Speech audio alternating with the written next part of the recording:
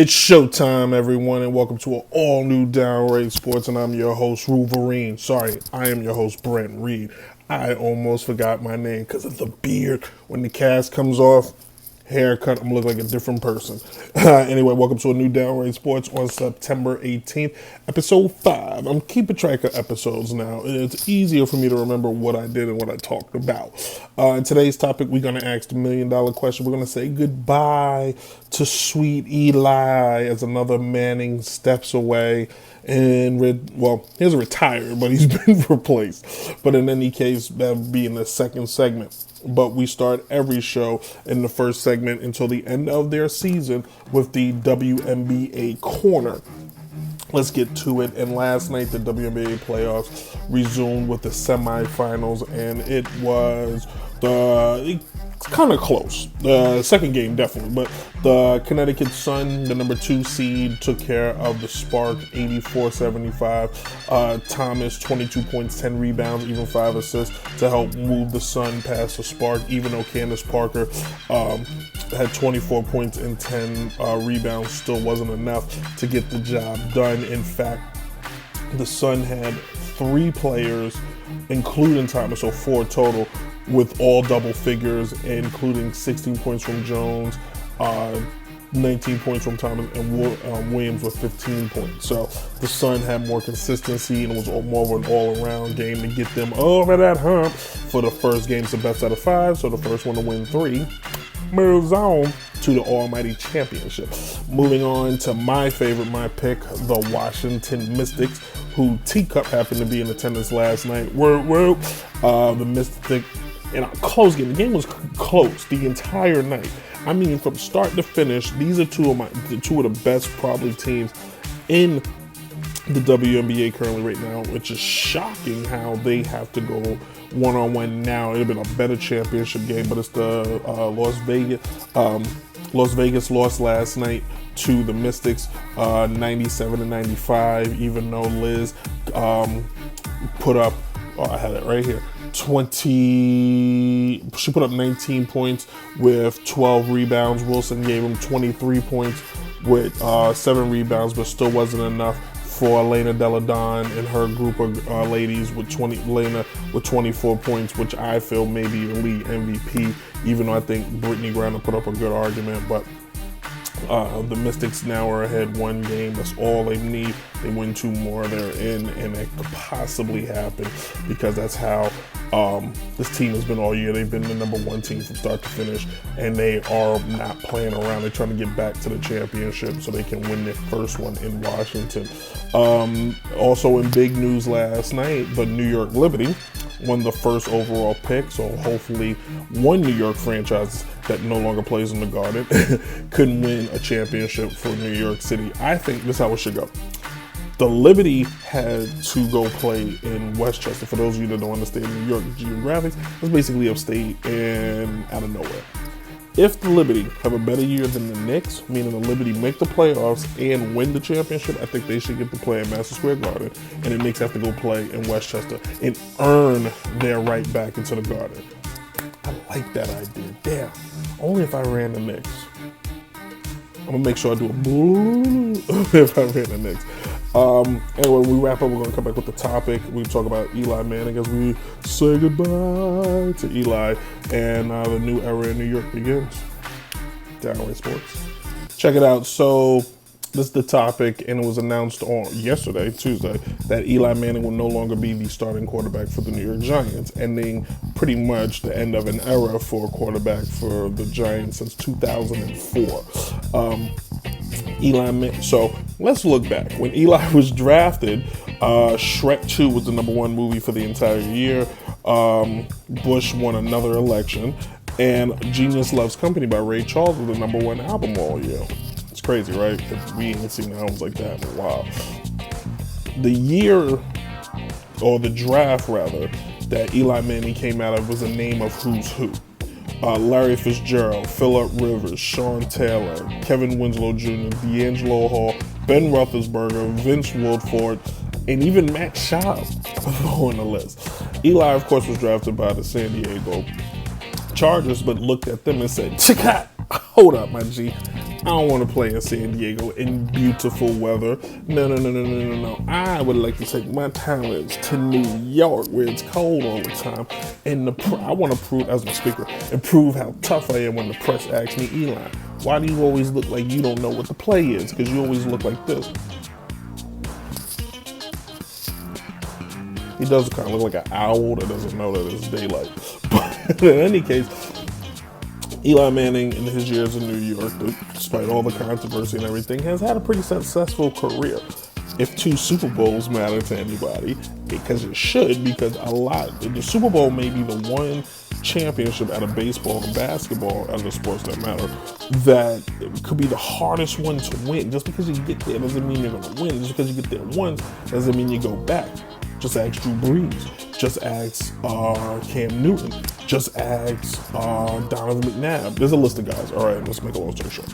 But Eli has been fortunate to go twice and has been fortunate enough to beat the Patriots both times. One Patriots team was undefeated, believe it or not. So the question has come down to Eli's done. We already knew. He's 38 years old. It's time to tech out. Daniel Jones is going to step in, and we'll see what he does. If he sucks, we're going to let him go. If he's good, then Sarah. It's very rare that the successor to the previous quarterback is ever better. The rare occasion is Steve Young and Joe Montana, Eli Manning and Kurt Warner. I'm blanking. Yeah, because that's how little. Aaron Rodgers to Brent Favre. So it's very little. The sample size is so small that it is. That's as small as it gets. If you look at Eli's numbers, because the $1 million question for everybody comes down to, is Eli Manning a Hall of Famer? So you got to look at his numbers. Wins-wise, he's 116 to 116, so he's a 500 quarterback. I looked at the list of a lot of guys. He has more wins than other quarterbacks, but not the winning percentage. So yeah, he's won more games than Terry Bradshaw, but Terry Bradshaw has a 650 win percentage. But 4-time Pro Bowler, Walter Payton Award winner. This may impress a lot of people. He has 4 playoff comebacks in the postseason, 5 postseason game-winning drives, including 2 in the Super Bowl. He's 8th all-time in touchdowns, which puts him behind Ben Roethlisberger and Phillip Rivers, who Ben is not going anywhere, and Phillip will probably climb the ladder. Oh, and Brees and Tom Brady, by the way. He's 7th all-time in yards passing, behind Ben, Brees, and Brady. And he's 12th all-time in wins behind Ben, Brees, and Brady. So everybody always wants to go, is Eli a Hall of Famer? Well, if Eli is behind Ben, Brees, and Brady, who you already put in the Hall of Fame, but he's ahead of Favre, who everybody anointed the best of all time sometimes, you got no question. 2 Super Bowls evenly put Eli Manning in the Super Bowl just on that merit by itself, because he's the reason why they took care of that. But at the same junction, the guy had a consistent career. He did his job. In a lot of years, the reason why now he threw a lot of interceptions, no question. But he has more touchdowns than interceptions, 362 to 241. So we give him the break on that.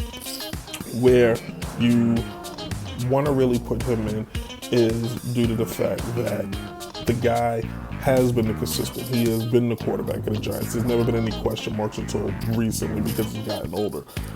In most situations, not everybody's going to be Tom Brady. Not everybody's going to be that fluke in the window where it's like, oh God, this guy is still playing at 1,000 years old. Nah, eventually your body breaks down.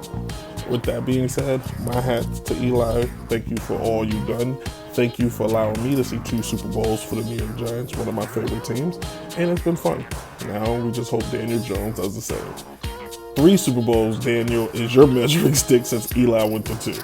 When we come back, we're going to wrap it up with the MLB Clubhouse. This is Downright Sports. My favorite segment, the MLB Clubhouse. I love it because I love baseball.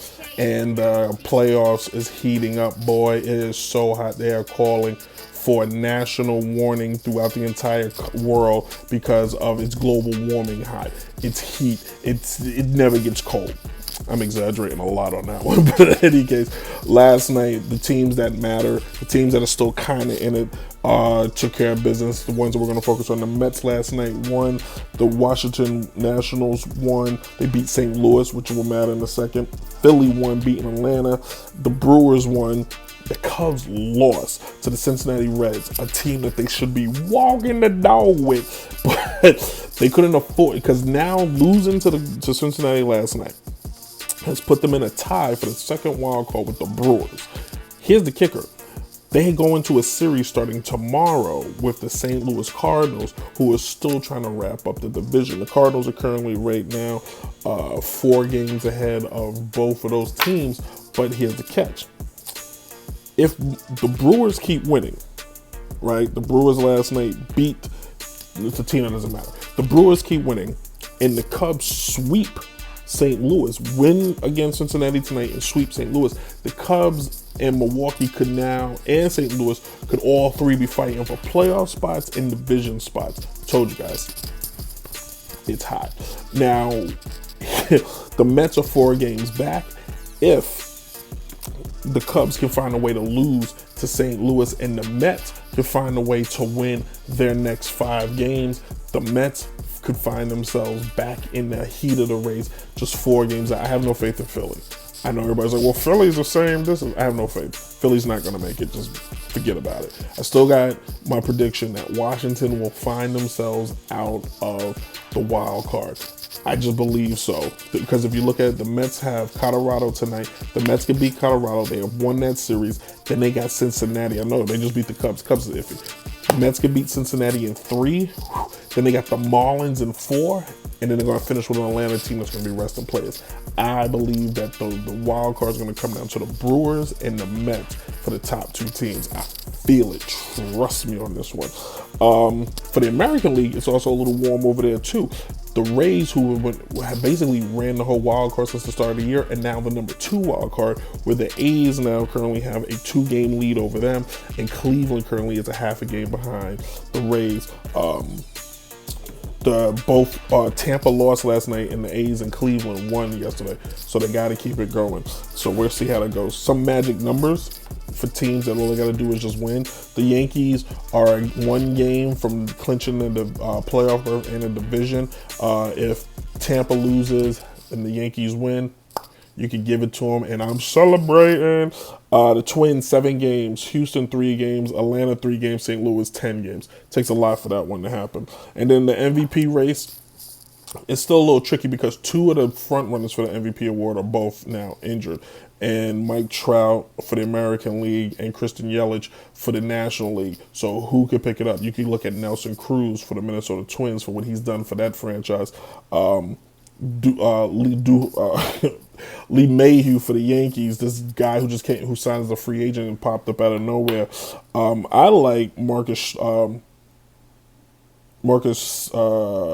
Simon for the Oakland A's. I like what he's done for the franchise, and he's got them. And it's one of those rare years that the A's find themselves in playoff contention. And then for the National League, a lot of people are looking at Anthony Rendon because of what he's doing. He's got the Nationals, but the Nationals are now teetering, so is he really the MVP, or just happen to be at a good place at a good time on a contract year? And Cordy Brewer for the Los Angeles Dodgers. The Dodgers are so good. I don't know if you can single out one person for the MVP. You still probably got to give it to Trout. You still probably got to give it to Yelich because those guys just had phenomenal years. And you got to look at what the rest of the season could have been before they got hurt. So I think Trout will still be playing if his team was in contention, and which is sad. Somebody needs to look at trading that guy. In any case, thank you all. It's been fun. We'll be taking a week off because next week I go to the hospital to get my cast off. So we won't be back until October, and that will be the start of the NBA playoffs. So yeah, we'll do a lot of fast breaks to update you on the playoff race, the WNBA race, and if something big happens, we'll do that. Thank you all for tuning in. go check out the podcast. I'm just talking. You can see the thing on the screen. Subscribe at Apple Podcasts, leave a comment, or SoundCloud. Go to our Instagram at Downright Enterprises and check us out. We're going to have a little fun there. And then hit me up at Twitter, Brent Reid 18. And yeah, you guys enjoy it. It's fall time, everybody. Eventually we'll get cold, right? Deuces.